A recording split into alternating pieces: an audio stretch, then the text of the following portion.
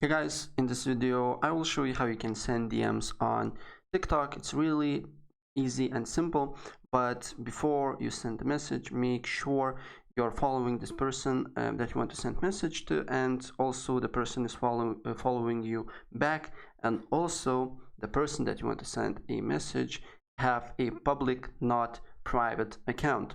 And if basically the person that you want to send a message meets all the requirements, then what you need to do here, you need to find person. So I like to go on discover and then on search, and then just write the person name and then sort it out by users. And as you can see here, the first one is how to explain, and I want to send a message.